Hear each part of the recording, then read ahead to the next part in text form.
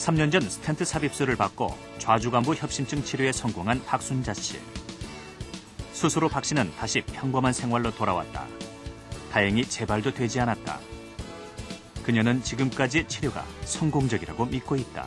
제가 1년 됐잖아요. 하고 나서 근데 다시 재검했을 때 굉장한 정확한 100%라고 했을 때 100점이라 그랬거든요. 100점. 제가 다시 재검 이제 1년 후는 한 번씩 다 재검하나 봐요. 근데 했는데 선생님께서 100점이라고 그랬을 때 너무너무 좋아하시더라고요. 박 교수팀이 고안한 스텐트 삽입술의 경우 지난 4월 세계 최고의 권위를 가진 뉴잉글랜드 저널 오브 메디슨에 실리면서 세계적으로 그 효과를 인정받았다. 논문의 요지는 국내 12개 심장병 센터에서 7년간 좌주간부 협심증 환자를 조사한 결과 스텐트 삽입술을 받은 환자와 개복 수술을 받은 환자의 장기 생존율이 비슷하다는 것이다. 환자들의 입장에선 선택의 폭이 넓어진 셈이다. 삶의 질을 가늠하는 그런 거를 우리가 평가할 수 없다는 거죠. 그러니까 아주 쉽게 생각해서 뭐 젊은 사람이 협심증이 있는데 약을 드시면서 매번 가슴이 아프고 늘 겁내하고 뭐 크게 활동할 수 없다. 그런 입장이면 저는 똑같이 살아있다 하더라도 일정 기간을 산다 하더라도 그 삶의 질에 있어서는 아주 큰 차이라고 생각합니다. 바쁜 와중에도 박 교수는 짬짬이 운동을 한다. 일주일에 2~3번, 한 번에 30분 정도 운동을 하는 박 교수. 그는 심장질환의 재발을 방지하고 사전에 예방하는 방법으로 규칙적인 운동을 꼽는다. 또한 스스로도 그 원칙을 지키고 있다. 우선 이제 병이 있으신 분들은 그 운동량을 분명히 조절을 해야죠. 그래서 병이 있으신 상태에서 당신이 100%라고 생각하고 있는 운동량의 한 60% 내지 70% 정도를 유지한다라고 생각하시면 되고요. 가능하면 이제 뭐 걷기나 자전거 타기 이런 유산소 운동이 더 많이 도움이 되니까 운동량은 30분에서 1시간 그 기준은 저 개인적으로는 이렇게 조금 흥건히 땀이 생길 정도의 그런 부담. 서울대병원 흉부외과 안혁 교수팀의 회식. 긴장감이 흐르는 병원을 벗어나 안 교수팀은 자유롭게 대화를 나누며 스트레스를 푼다. 수술 전에 가가지고 어떻게 잘 되겠습니까? 저는 걱정 안 합니다. 뭐. 그런 분들이 예후가 좋잖아요. 갈등한 분들은 그럼. 오늘은 좀 이게 항상 긍정적인 사고를 하는 사람들이 예후가 좋아요. 자. 스트레스가 적고 밝은 사람들이 심장도 튼튼하다. 심장을 건강하게 지키는 길. 안 교수는 무엇보다 정신 건강을 강조한다. 심장은 우리 그 정신 상태하고 대단히 관계가 깊습니다. 잘 아시지만 이 자율신경계에 직접 영향을 받기 때문에 그러니까 걱정을 많이 하고 이러면은 심장에도 상당히 좋지 않은 영향을 끼치거든요. 그러니까 긍정적인 사고, 즐거운 마음이 심장에도 상당히 좋은 쪽으로 작용할 거라고 저는 믿습니다.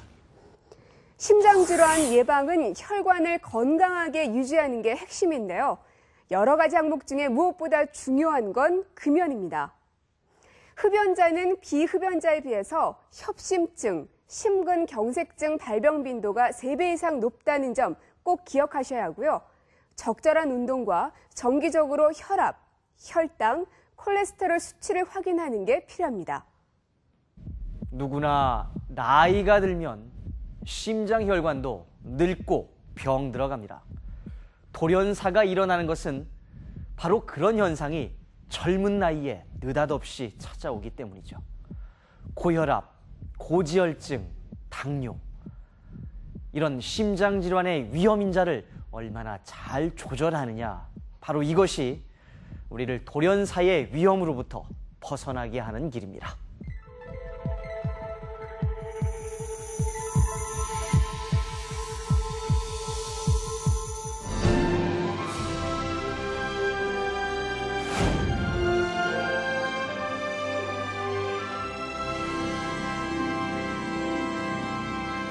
걷고 뛰고 말하고 여느 아이들에게는 너무나 당연한 이런 일들을 엄청난 무게로 느끼며 살아가는 아이들이 있습니다.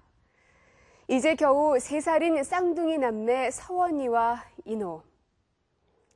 미숙아로 태어나 병원에서조차 생존의 가능성이 희박하다고 했지만 가족은 희망의 끈을 놓지 않았습니다. 희귀 난치성 질환 환우 가족의 희망 이야기. 오늘은 2005년 뇌병변이란 난치성 장애를 갖고 태어난 쌍둥이 남매의 2008년 오늘을 만나봅니다.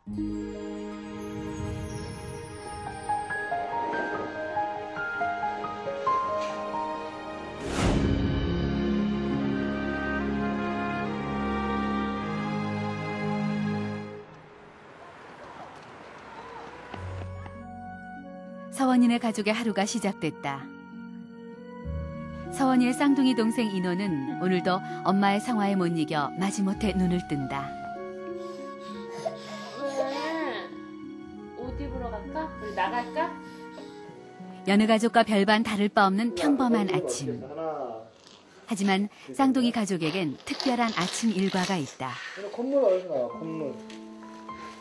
바로 인호의 목에 연결된 관을 소독하는 일이다. 날 때부터 호흡기에 문제가 있었던 인호는 기도와 연결된 관을 통해 성대로 숨을 쉰다. 자칫 잘못하면 기도가 막힐 수 있기 때문에 매일 아침 이 일을 거르지 않는다. 그러니까 좀 지저분해지면 해줘야 되는데 보통 하루에 한 번씩 해주면 돼요. 그래도 이만큼 잘해준 게 감사할 따름이다. 태어났을 때 생각하면 정말 얘는 병원에서 포기하라고까지 했었고 지금 서원이가 이제 제곱하려고 하고 하니까 뭐 조금씩 좋아지겠죠. 3년 전 인호 남매는 예정일보다 100일이나 먼저 세상에 나왔다. 모든 게 미숙한 상태였다. 저기 사진 지금 출장 내려갈 거거든요. 아직 엄마의 뱃속에 있어야 할 나이.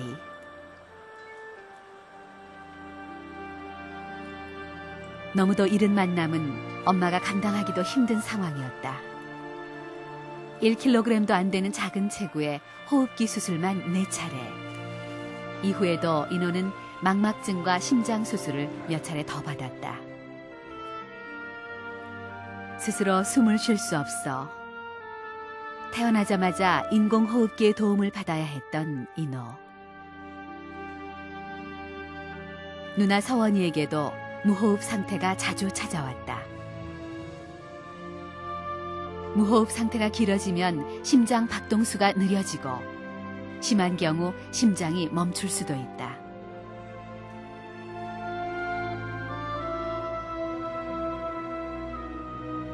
지켜볼 수밖에 없는 부모에게는 가슴이 찢기고 피가 마르는 순간이다. 고통을 대신할 수 없는 게 죄스러울 뿐이었다. 그냥 미안해. 다 미안해. 다행히 서원이와 인호는 힘든 고비들을 잘 넘겨주었다.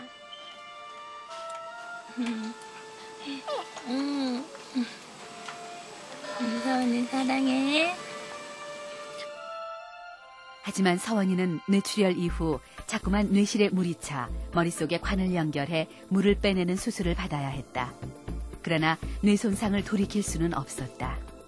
뇌병변 장애는 일반적으로 뇌출혈, 피가 나거나 아니면 뇌에 피가 안 통하는 경색 때문에 뇌 기능에 장애가 와서 팔다리 운동 기능이나 언어나 뭐 기타 그런 장애가 발생하는 것을 뇌병변 장애라고 쉽게 얘기를 합니다. 머리 들어. 뇌병변 장애 1급. 쌍둥이 남매는 현재 같은 병을 앓고 있다.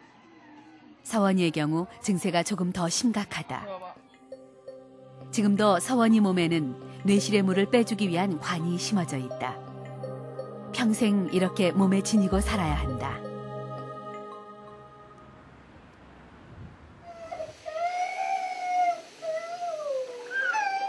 일찍 태어났다는 이유만으로 수많은 고통을 겪은 남매.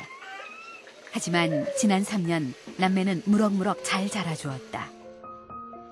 얼마 전부터는 인호가 걷기 시작했다. 또래 아이들에 비하면 한참 늦었지만 엄마는 고마운 마음뿐이다.